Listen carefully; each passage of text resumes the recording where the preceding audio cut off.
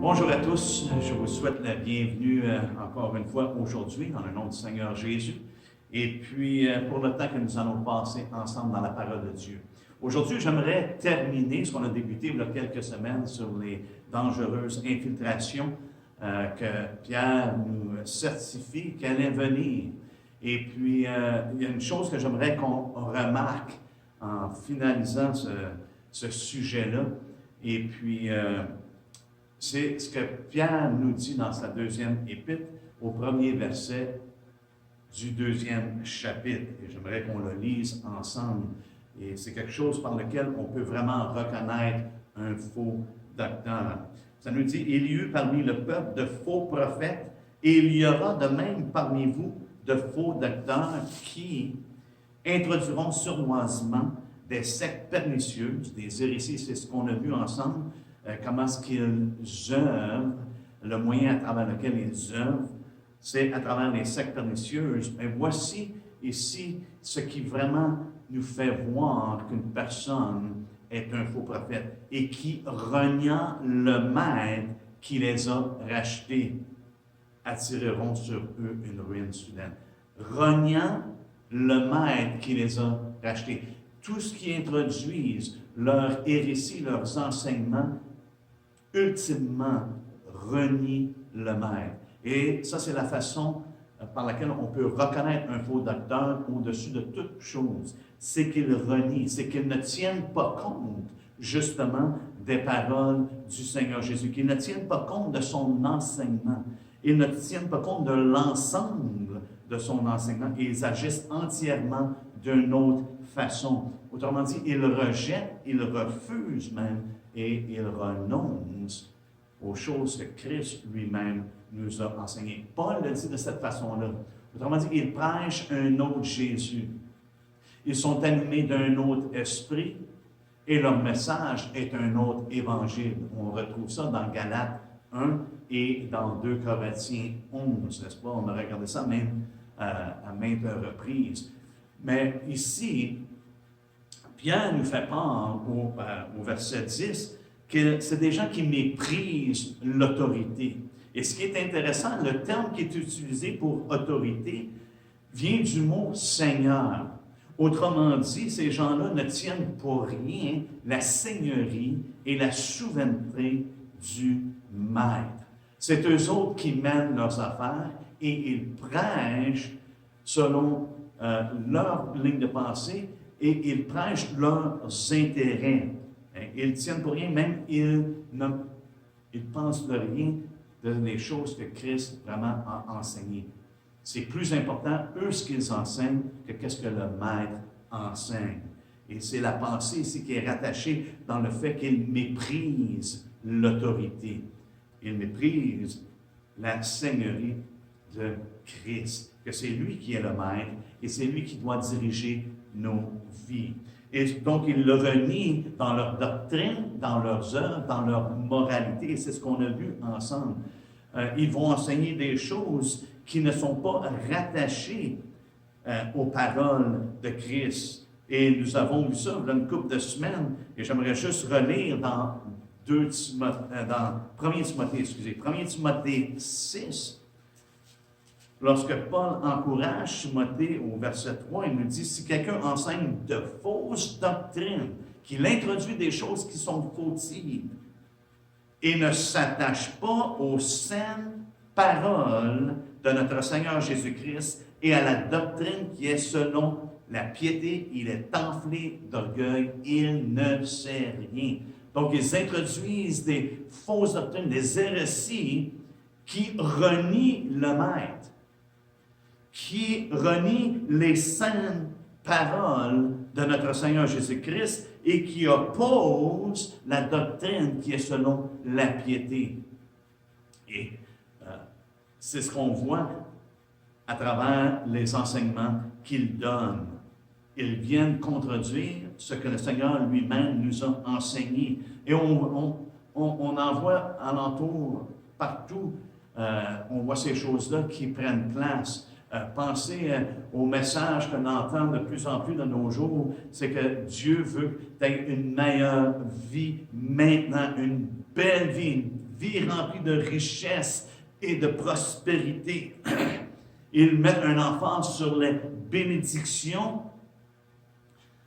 plutôt que sur Dieu lui-même. Donc, c'est à l'encontre de ce que Jésus nous a enseigné. Jésus ne nous a pas enseigné une meilleure vie maintenant, mais plutôt, il nous a enseigné de perdre notre vie. Celui qui va la gagner va la perdre, mais celui qui perd sa vie va la retrouver. Et il parle de richesse et de prospérité, que Dieu veut qu'on soit tous riches et bénis en abondance et qu'on ait la prospérité. Contrairement à ce que Jésus nous a dit, de ne pas s'inquiéter des choses de ce monde, de ne pas s'inquiéter de la nourriture, du vêtement et ces choses-là, mais plutôt de chercher premièrement le royaume de Dieu et sa justice. Et toutes ces choses-là vont être ajoutées. C'est subtil et c'est le domaine dans lequel ils opèrent, la subtilité. Pourquoi? Parce que l'ennemi des hommes, le diable, le dragon, le vieux serpent, c'est sa marque, la subtilité et la séduction.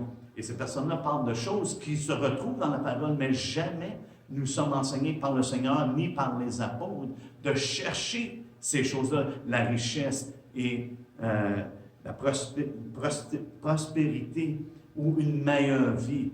Non, on est emmené à chercher le royaume de Dieu. C'est ce que Jésus nous a enseigné. Mais ces personnes-là ont un mobile de cupidité que Pierre nous a mentionné au verset 14 du deuxième chapitre de 2 Pierre.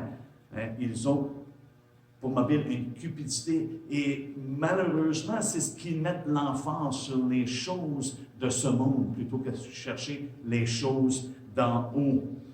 Jésus nous a enseigné le contentement. La parole de Dieu nous enseigne le contentement comme on retrouve dans Hébreux. Hébreux 13, justement, nous fait part de ça. Et comment est-ce que le Seigneur est notre aide. Dans Hébreux 13, au verset 5, ça nous dit « Ne vous livrez pas à l'amour de l'argent, contentez-vous de ce que vous avez. » C'est ce que Dieu nous enseigne. Car Dieu lui-même a dit « Je ne te délaisserai point et je ne t'abandonnerai point. » C'est donc avec assurance que nous pouvons dire « Le Seigneur est mon aide, je ne craindrai rien. Que peut me faire un homme? » Et ça, c'est en ligne avec ce que Jésus nous a enseigné de chercher premièrement le royaume de Dieu et sa justice. Et Dieu va prendre soin de vous. De ne pas chercher la prospérité, de ne pas chercher les richesses, de ne pas chercher une meilleure vie maintenant. Mais ces hommes-là, dans la subtilité, renient ce que Christ enseigne par leurs propres enseignements et le mobile qui est dans leur cœur. Ils ont un appétit pour satisfaire la chair. Au verset 14 et 15, encore une fois, de 2 Pierre 2. Quand je nomme pas le chapitre puis le livre, ça fait toujours référence à 2 Pierre. Okay? Ce que Pierre nous dit dans son épître. Ce sont des gens qui cherchent à satisfaire la chair, à comparer avec ce que Christ nous a enseigné, c'est qu'on doit crucifier la chair. Si quelqu'un veut être mon disciple, qu'il prenne sa croix, n'est-ce pas? Qu'il renonce à lui-même, qu'il prenne sa croix et qu'il me suive. Mais ces personnes-là ont autre chose. C'est la chair qu'ils veulent satisfaire, c'est leur appétit. Ils veulent combler les besoins de la chair. Et c'est Paul qui nous dit, et souvent j'en fais référence, dans Galates 6, il dit, moi je veux connaître rien d'autre que la croix de Christ. Il y a des hommes qui veulent satisfaire la chair, mais pour moi, il n'y a rien d'autre qui compte. Comme il nous dit au 6e chapitre de Galates, au verset 14, « Pour ce qui me concerne, loin de moi la pensée de me glorifier d'autre chose que de la croix de notre Seigneur Jésus-Christ, par qui le monde est crucifié pour moi, comme je le suis pour le monde. » Voilà ce qui est important. Voilà ce que Christ a enseigné, voilà ce que les apôtres ont enseigné. Et lorsque quelqu'un vient et annonce autre chose que ça, nous avons besoin d'être sur nos gardes. Ce sont des hommes qui sont audacieux, Pierre nous dit. Des hommes arrogants, au verset 10 encore une fois. Et puis, ça va à l'encontre de Jésus. Jésus dit, apprenez de moi, je suis doux et humble de cœur. Recevez mes instructions. Donc, c'est toujours, ça renie ce que Christ nous a enseigné et ce que les apôtres nous ont enseigné. Ce sont des hommes audacieux et cette parole-là veut simplement dire, ce sont des hommes qui ont une grande assurance, qui sont même au point d'être effrontés, d'être provocants. Et j'ai remarqué que lorsque j'écoute des personnes qui ont cette tendance-là, c'est qu'ils ont un grand mépris pour la saine doctrine. Ils ont du mépris face à la saine doctrine, et même qui vont ridiculiser ceux qui veulent adhérer et s'attacher à la saine doctrine, comme étant des personnes qui sont religieux, des personnes qui sont légalistes, parce qu'ils désirent s'attacher à la sainte parole, aux saintes paroles du Seigneur Jésus-Christ. Et c'est des personnes qui sont arrogantes, qui sont suffisantes en eux-mêmes, présomptueuses, entêtées dans leur voix. C'est ce que Pierre a en tête lorsqu'il utilise ces termes-là, qui sont audacieux et arrogants. Des personnes qui sont entêtées, qui veulent faire ce qu'ils veulent faire, et veulent suivre leur propre voie. Il nous dit au verset 21, Pierre nous dit qu'ils se sont détournés de la voie de la justice et du saint commandement. Et ça, c'est un point qui est extrêmement important. Ils se sont détournés de la voie de la justice. Frères et sœurs, la voie de la justice pour nous, elle est obtenue, n'est-ce pas, par la foi. La justice est obtenue par la foi et non pas par nos œuvres. Mais ils se sont détournés de la voie de la justice. Donc, pour moi, ça veut dire que ces gens-là ne prêchent plus la foi en Christ. Ils prêchent autre chose. Ils peuvent utiliser les mêmes termes, mais leur confiance n'est pas dans la foi en Christ. Leur confiance n'est pas par la foi en Christ. Elle est en eux-mêmes. Regardez ce que Paul nous dit dans Philippiens 3, excusez. C'est Philippiens 3, au verset 9, Paul nous dit qu'il a regardé, au verset 8, il dit, j'ai regardé les choses du passé comme étant de la boue. Ce que je mettais ma confiance dans ces choses-là, maintenant, c'est rien à comparer de l'excellence de la connaissance de Jésus-Christ. Au verset 9, il nous dit, et d'être trouvé en lui, non avec ma justice, celle qui vient de la loi, mais avec celle qui s'obtient par la foi en Christ, la justice qui vient de Dieu par la foi. Ils se sont détournés de la voie de la justice. Donc, ils ne marchent plus par la foi en Jésus-Christ. Ils n'ont plus confiance en lui. Ils font la promotion de leur propre voie. Ils se sont détournés de la voie de la justice et du saint commandement. Et pourtant, depuis le début, ça a toujours été par la foi. Si on prend le temps de lire Hébreux 11, qu'on a regardé dans le passé, même Noé a été sauvé par la foi. Il a obtenu la justice qui vient de la foi. Vous pouvez regarder dans Hébreux 11, 7. Donc, ces personnes-là, en s'étant détournées, ils font naufrage. Paul nous fait part de ça. Il l'a mentionné à Timothée. Ils se sont égarés loin de la foi. Pourquoi? Ils se sont détournés de la voie de la justice. Donc, en faisant ça, ils se sont égarés loin de la foi. Et non seulement ça, mais Paul également mentionne à Timothée qu'il y en a dans leur détournement, ils se sont détournés de la vérité, parce que la vérité, c'est justement la voie de la justice que nous obtenons par la foi, cette justice-là par laquelle Christ nous a justifiés par qu'est-ce qu'il a accompli à la croix. Mais il y en a qui, en se détournant, ont renversé la foi de plusieurs. Donc, c'est une chose qu'on peut observer, c'est que les personnes, je crois personnellement, c'est qu'ils ne prêchent plus la croix de Christ. Ils vont prêcher les miracles, la prospérité, ils vont prêcher les guérisons et ces choses-là, mais ils se sont détournés de la voie de la justice qui est par Christ, qui est par la foi en Christ. Et ce n'est plus la croix qu'ils prêchent, c'est la croix qui sauve. Savez-vous, c'est la croix qui prouve l'amour de Dieu. C'est la croix qui condamne le péché, mais qui justifie le pécheur. Et c'est cette croix-là que Christ nous appelle à porter. L'enfance n'est plus la prédication de la foi, comme Paul dit, qui est la puissance de Dieu pour le salut de quiconque croit. Ce n'est plus l'enfance. Ils se sont détournés de la voie de la justice et du Saint Commandement que Pierre nous dit. Le Saint Commandement. Quel est le Saint Commandement que Dieu nous fait part?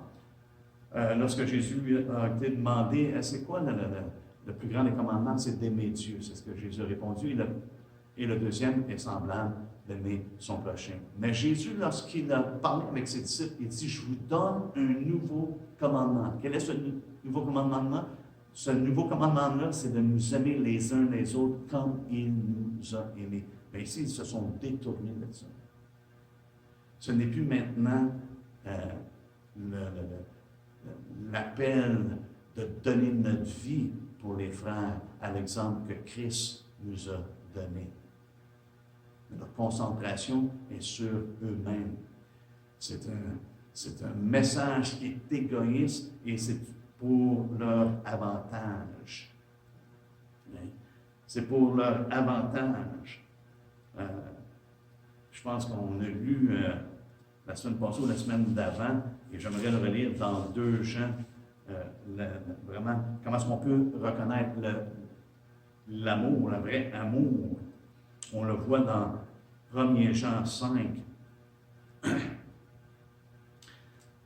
partir du verset 1, nous lisons « Quiconque croit que Jésus est le Christ est né de Dieu. » Ces personnes-là professent ça, c'est pour ça que ça nous dit « Il renie le Maître qui les a il renie le Maître qui les a rachetés. » Ils font profession de foi, ces personnes-là. Quiconque croit que Jésus est le Christ, est né de Dieu, et quiconque aime celui qui l'a engendré, aime celui qui est né de lui.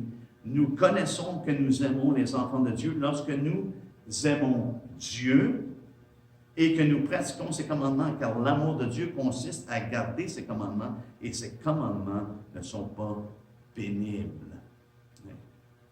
Qu'est-ce qui prouve que j'aime mon frère? C'est lorsque j'aime Dieu que je garde ses commandements. Non pas pour être justifié, mais parce que je suis né de Dieu, je cherche à lui plaire et à faire ce qui est agréable à ses yeux. Et ces commandements me donnent une direction d'exprimer cet amour-là envers Dieu et envers les autres. Et Jésus nous en a donné un exemple au point de donner sa vie. C'est pour ça que dans Jean, ça nous dit qu'il n'y a pas de plus grand amour que de donner sa vie pour les autres. Mais regardez ce que, encore une fois, Jean nous dit dans le 2e épître, et ça nous dit au verset 5, « Et maintenant, ce que je te demande, Kéria, non comme te prescrivant un nouveau commandement, mais celui que nous avons eu dès le commencement, c'est que nous nous aimions les uns les autres, et l'amour consiste à marcher selon ses commandements. » L'amour consiste à marcher selon ses commandements, ce qui est complètement contraire de l'amour qui est dans le monde, mais également de l'amour que souvent ces faux docteurs-là font la promotion. C'est l'amour d'eux-mêmes qu'ils font la promotion. Et l'amour consiste à marcher selon ses commandements. C'est là le commandement dans lequel vous devez marcher comme vous l'avez appris dès le commencement. C'est encore le même commandement de s'aimer les uns les autres à l'exemple de Christ, ou comme Jésus l'a dit, aimez-vous les uns les autres comme je vous ai aimé. Et comment est-ce que Christ nous a aimés? Frère et sœurs, il est allé à la croix. Dieu a prouvé son amour envers nous en allant à la croix, en donnant sa vie. Et pour nous d'aimer, selon la parole de Dieu, selon l'enseignement de Jésus-Christ, c'est de renoncer à nous-mêmes, de prendre notre croix et de le suivre selon son exemple. Ces personnes-là provoquent des divisions parce qu'ils enseignent contrairement aux saintes paroles du Seigneur Jésus. Ce sont des hommes sensuels qui n'ont pas l'esprit. C'est ce qu'on a vu ensemble et c'est ce que la parole de Dieu nous enseigne. L'Esprit parle selon les paroles de Christ. Souvenez-vous ce que Jésus a dit lorsque le Consolateur allait venir, c'est qu'il allait prendre ce qui était à lui et qu'il allait nous le donner, qu'il allait nous l'enseigner, qu'il allait nous diriger dans toute la vérité. Il allait prendre ce qui est de Jésus et nous l'enseigner. Donc, une personne qui, dans leur enseignement, renie le Seigneur Jésus-Christ, on peut être assuré que ce n'est pas un prophète ou un docteur qui est envoyé de la part du Seigneur. On a regardé ensemble, mais rapidement, juste faire un sommaire de l'ampleur de leur dérèglement qu'on a vu ensemble dans 2 Pierre 2. L'ampleur et que Pierre nous fait part, par laquelle on peut vraiment voir que ces personnes-là sont dangereuses et qu'ils doivent être évités, ils doivent être dénoncés et même leurs œuvres condamnées. C'est ce que Paul nous dit dans Éphésiens 5. L'ampleur de leur dérèglement. Regardez ici, Pierre se sert d'exemple du passé. Et puis, il donne l'exemple à propos des anges, il donne l'exemple à propos du temps de Noé, du temps de Sodome et Gomorrhe, pour faire référence à ces personnes-là, qui dit, comme il y a eu des faux prophètes, il va y avoir également des faux docteurs, et il se sert de ces exemples-là pour nous démontrer à quel point qu'un faux prophète ou un faux docteur peut se rendre, à quel point il peut aller. Et puis, il nous dit au verset 7, parlant de Sodome et Gomorrhe, que ce sont des... verset 7 ici, et il s'est délivré... Et s'il a délivré Lot, le juste, profondément attristé de la conduite de ces hommes sans frein dans leur dérèglement. Voici, là, ici, on voit l'ampleur de leur dérèglement. Ils sont comparés à des hommes sans frein. Autrement dit, à des hommes qui n'ont rien pour les arrêter. Quand tu n'as pas de frein, tu n'as rien pour t'arrêter. Et c'est ça que Pierre nous fait part. C'est des hommes qui n'ont rien pour les arrêter dans leur dérèglement. Comme à l'exemple des hommes qui étaient dans le temps de Sodome et Gomorrhe, au point qu'ils voulaient avoir les hommes pour les connaître intimement, on sait ce qui faisait référence. Et puis, ces hommes-là, c'est la même chose. Il n'y a pas de limite. Ils n'ont pas de limite dans leur excès, dans leur débordement. Ils vont faire des choses qui sont outrageuses. Au verset 10, Pierre nous dit qu'il court après la chair dans un désir d'impureté. Au lieu de s'éloigner de l'iniquité, quiconque prononce le nom du Seigneur, Paul nous dit qu'il s'éloigne de l'iniquité. Ces hommes-là courent après la chair dans un désir de vouloir accomplir ces impuretés-là. Ils s'abandonnent, Pierre nous dit au verset 12, à leur penchant naturel. Ils peuvent avoir toutes les apparences de la piété. Regardez, lorsque je pensais à ça, je ne sais pas si nous l'avons lu la semaine passée, ou la semaine d'avant, mais dans 2 Timothée 3, je sais, j'ai fait référence à ça parce que ça nous dit qu'ils ont une apparence de la piété. Mais regardez comment est-ce que Paul définit ceux qui ont une apparence de piété. Lorsqu'ici, Pierre nous dit, ils s'abandonnent à leur penchant naturel. Et c'est pour ça que, à leur instinct animal, c'est pour ça qu'ils sont référés comme étant des brutes ou des bêtes, des brutes bêtes. Parce que le terme qui est utilisé, c'est ça que ça veut dire. Ils s'abandonnent à leur penchant naturel. Regardez ceux qui ont des apparences de piété. Qu'est-ce que ça a l'air? Quand il y a une apparence de piété, on a une certaine idée dans la tête. Mais regardez comment est-ce que Paul les définit au 2e chapitre de Timothée. À partir du verset 1, ça nous dit « Sache que dans les derniers jours, il y aura des temps difficiles, car les hommes seront égoïstes. Moi en premier, moi. » Et, oh my! En entendant parler les faux docteurs, les faux prophètes, c'est intéressant de voir à quel point ils sont au centre de tout ce qu'ils disent. moi. Ce que j'ai fait, ce que j'ai accompli, c'est comment est-ce que le Seigneur m'a utilisé, comment est-ce que j'ai des nouvelles révélations, je vais vous enseigner la parole, je vais vous dire ce qu'il y en est. Je. Les hommes seront égoïstes, amis de l'argent. Pierre nous dit, ils sont cupides. C'est des gens qui sont attachés à l'argent. Fanfarons, hautains, blasphémateurs.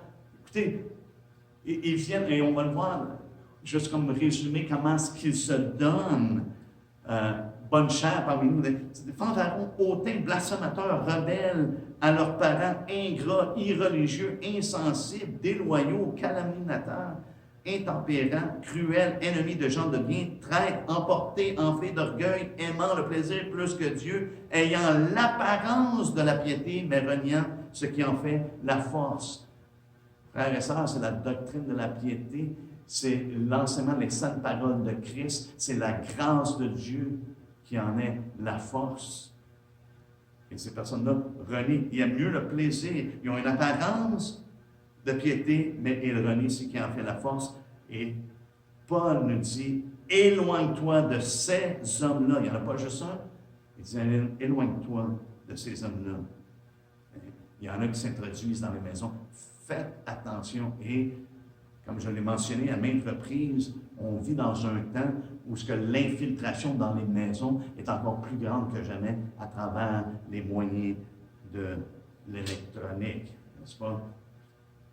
Donc, Pierre nous dit au verset 13 du 2e chapitre, leur délice, ils font leur délice à se livrer au plaisir en plein jour. On vient de voir, aimant le plaisir plus que Dieu, malgré qu'ils ont une apparence de piété. Aimant les plaisirs plus que Dieu. Mais il dit ici, ils font leur délice à se livrer au plaisir en plein jour. Autrement dit, c'est ouvertement. Il n'y a aucune honte dans leur conduite. Ils n'ont aucune honte. Ils vont agir contrairement à la parole de Dieu, contrairement à ce que Dieu enseigne, et ils n'en ont aucune honte. Pourtant, Paul nous dit dans Éphésiens 5 qu'il est honteux de dire ce qu'ils font en secret, mais ces personnes-là, ils le font ouvertement. Ils n'ont pas de honte, ils ne connaissent pas la honte de trahir ou de dénoncer ou rejeter l'enseignement qui est clair de la part du Seigneur Jésus et de ses apôtres. Et Pierre continue, il nous dit, c'est des hommes tarés. C'est toutes des choses qu'on a regardées ensemble, c'est des hommes immoraux. Ils se délectent dans leur tromperie. Et c'est là qu'est le pire, c'est qu'ils font bonne chère parmi nous. Ils sont direct là au sein des assemblées, au sein de l'Église. Ils font bonne chère, impudemment, sans crainte, avec une audace. Et Pierre nous dit au verset 15, ils ont quitté le droit chemin et se sont égarés, au verset 15, en suivant la voie de Balaam. Et la voie de Balaam, c'est le salaire de l'iniquité, c'est la cupidité, son amour pour l'argent. Ils ont choisi, autrement dit, le chemin spacieux. C'est pour ça qu'ils prêchent la prospérité, ils prêchent les richesses, la bénédiction, parce qu'ils ont choisi le chemin spacieux. Et Paul nous dit clairement que l'amour de l'argent éloigne loin de la foi. Elle égare loin de la foi. C'est la racine de tous les maux. Et puis, puisque ces hommes-là ont, comme Pierre ici nous dit au verset 14, ils ont le cœur exercé à la cupidité. Ils ont l'amour de l'argent à cœur. Et ça, éventuellement, ça les gare loin. Il y en a qui sont possédés de cet amour de l'argent-là, comme Paul l'a dit à Timothée. Ils en sont possédés et ça les égare loin de la foi. Vous pouvez retrouver ça dans 1 Timothée 6, à partir du verset 9 et 10. On retrouve ici ce que Paul dit concernant l'amour de l'argent, ou un cœur qui est exercé à la cupidité, quelqu'un qui est possédé de cet amour-là, de cette cupidité-là. Et Paul a mentionné aux Colossiens, il dit, La cupidité, c'est une idolâtrie. Parce qu'on élève Mammon au-dessus de Dieu. C'est une idolâtrie. Donc, c'est ce qu'on a vu ensemble et c'est la chose qui ressort, c'est que dans leur enseignement, dans les moyens qu'ils utilisent et tout ça, ultimement, c'est qu'ils renient le Maître qui les a rachetés. Donc, c'est des personnes qui vraiment qui font profession, confession, qu'ils appartiennent à Christ, mais dans leur enseignement, dans leur comportement, ils renient le Maître. Et c'est là qu'on doit être à l'écoute. Faites afin d'écouter clairement ce qui est enseigné, là où est l'emphase et qui est au centre de leur proclamation. Est-ce que c'est Christ, la croix de Christ? Paul a dit, j'ai prêché Christ, Christ crucifié. La croix, elle doit être au centre. La prédication de la croix, Paul nous dit, c'est une folie. Pour les Grecs, c'est un scandale pour les Juifs. C'est soit une folie, soit un scandale, mais ces gens-là ont un moyen de prêcher les choses, mais qui fait ni un ni l'autre. C'est pas une folie, mais c'est pas un scandale. C'est des hommes qui recherchent l'approbation des hommes plutôt que de Dieu. Donc, on a vu ensemble, en premier lieu, la certitude qu'elle allait avoir des infiltrations et les anomalies sont rattachées à ça, les enseignements qui sont fautifs. Mais également, ici, on voit qu'on ne se moque pas de Dieu, parce que Pierre, ici, nous fait part, sans contredit, qu'il y a la certitude d'un jugement. La certitude du jugement qui est à venir. Comme j'ai mentionné, à partir du verset 4 jusqu'au verset 8, il nous donne des exemples justement de ce jugement-là en utilisant des exemples célestes. Il dit que Dieu n'a pas épargné, au verset 4, ça nous dit, car si Dieu n'a pas épargné les anges qui ont péché, mais s'il les a précipités dans l'abîme de ténèbres et les réserve pour le jugement. Donc ça, c'est l'exemple céleste. Ce qui s'est passé dans les lieux célestes, ce qui s'est passé dans les cieux, Dieu a jugé la situation, il a jugé les anges, il a jugé Satan. Ils ont été chassés et il les réserve. Ça nous dit, mais s'il les a précipités dans les abîmes de ténèbres et les réserve, ils ont été précipités. Dieu a jugé la situation. Il donne un exemple céleste. Également, ici, on voit qu'il nous donne deux exemples, qu'on pourrait dire terrestres, qui s'est passé sur la terre. Le déluge, comment est-ce que Dieu a jugé la situation dans ce temps-là? On lit au verset 5, s'il n'a pas épargné l'ancien monde, mais s'il a sauvé 8 personnes, dont Noé, ce prédicateur de la justice, lorsqu'il fit venir le déluge sur un monde impie. Okay? Ça nous dit qu'il n'a pas épargné l'ancien monde. Il a jugé le monde. Le déluge est venu. Au verset 6, maintenant, il nous parle de Sodome et Gomorrhe. S'il a condamné à la destruction et réduit ensemble les villes de Sodome et de Gomorrhe, les donnant comme exemple aux impies à venir, dont Pierre nous parle que c'est des hommes impies, les faux docteurs, comme les faux prophètes l'étaient. Et s'il a délivré Lot, le juste, profondément attristé de la conduite de ces hommes sans frein dans leur dérèglement, car ce juste qui habitait au milieu d'eux tourmentait journellement son âme juste, à cause de ce qu'ils voyaient et entendaient de leurs œuvres criminelles. Le Seigneur s'est donc délivré de l'épreuve les hommes pieux et réservé les injustes pour être punis au jour du jugement. Il va y avoir un jugement et ces hommes-là vont être jugés sévèrement pour avoir tordu, pour avoir changé, pour avoir menti concernant la parole de Dieu, concernant l'enseignement du Seigneur Jésus-Christ, pour avoir renié le Seigneur et pour avoir enseigné autre chose que les saines paroles de notre Seigneur Jésus.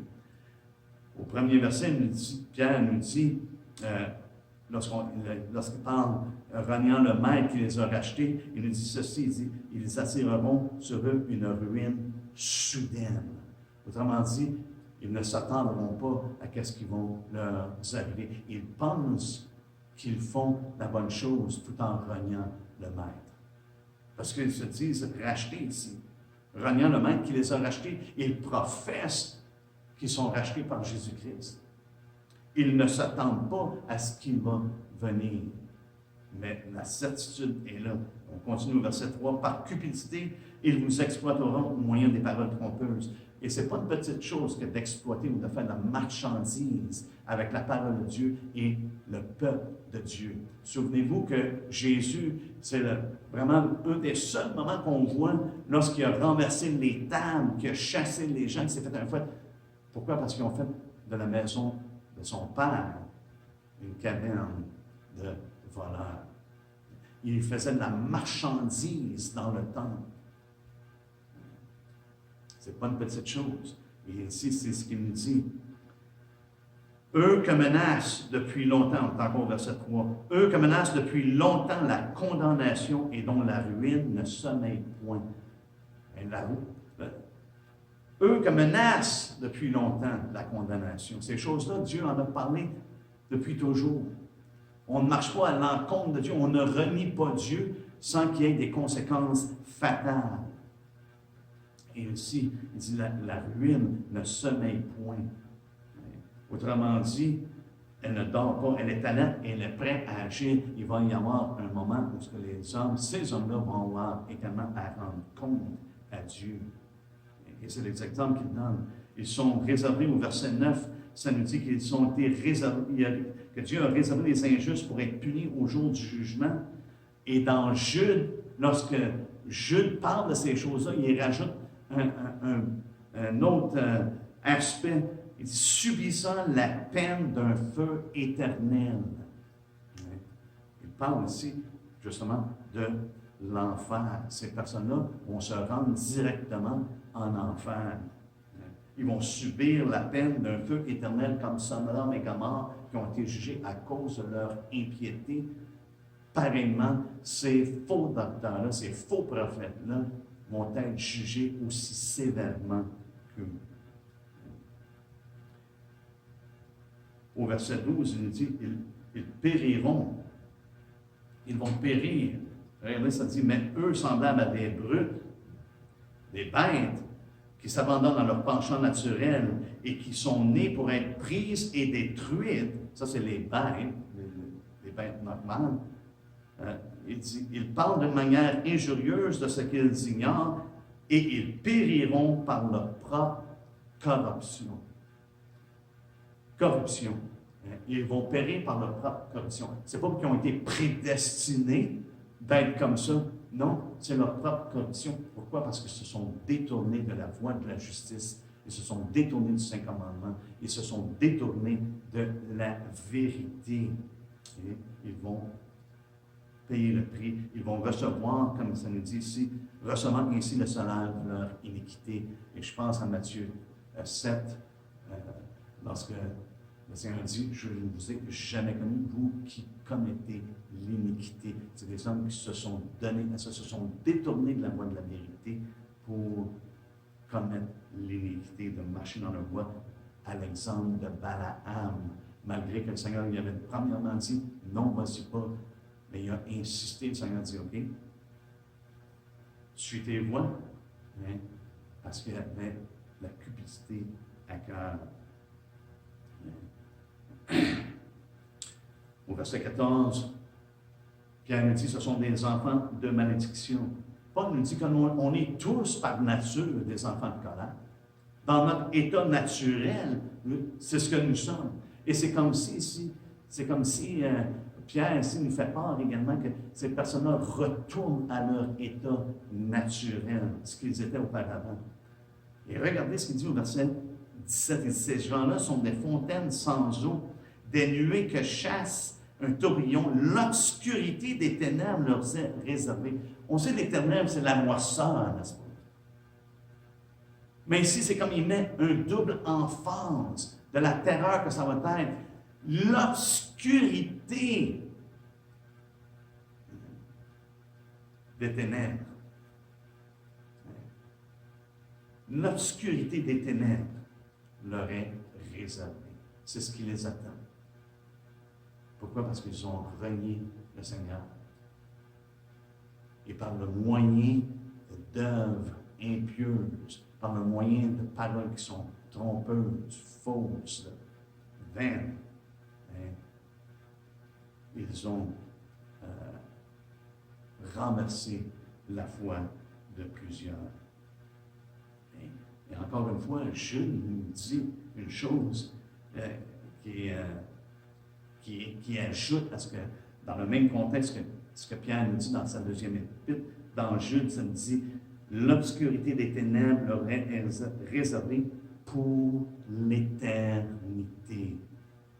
Donc, c'est vraiment le jugement, frères et sœurs, de l'étang de feu, de l'enfer dont la parole de Dieu est claire là-dessus. Une personne qui rejette et qui renie Christ va subir ce jugement pour l'éternité.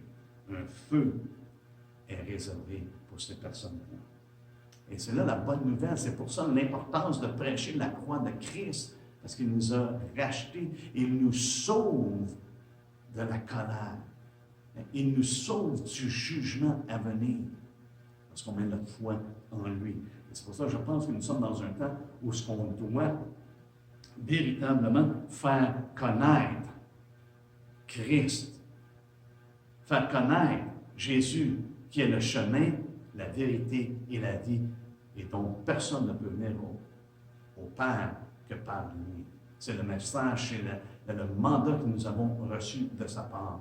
Ce n'est pas de prêcher des miracles, ça, ces choses-là vont suivre lorsqu'on prêche la croix de Christ qui sauve les hommes. Le message à travers lequel Dieu sauve les hommes.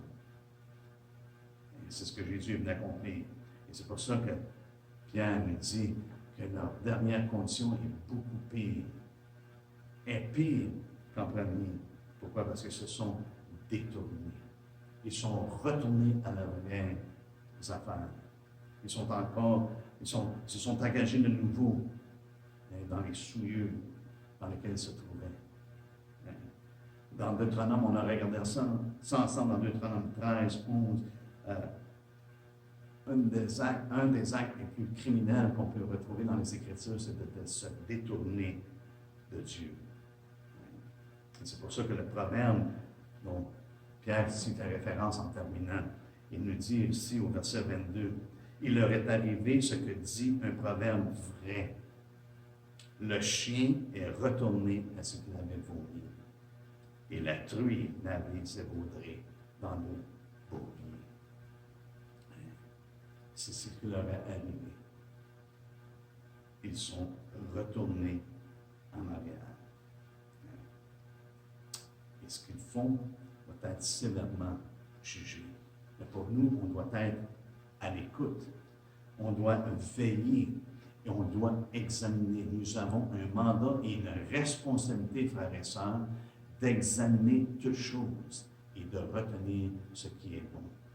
Lorsqu'une chose est mentionnée et prêchée qui est fausse, on doit le rejeter. Et c'est pour ça l'emphase de plus en plus doit être de demeurer vrai et attaché à la parole de Dieu, aux saintes paroles de notre Seigneur Jésus-Christ et aux apôtres et ceux qui parlent de sa part et qui s'appuient entièrement sur la parole de Dieu.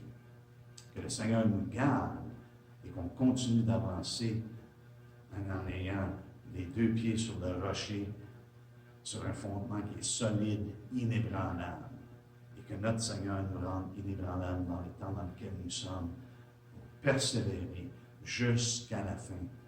Parce que c'est ces personnes-là qui seront sauvées. Et ça, ce n'est pas ma parole, c'est la parole du Seigneur Jésus.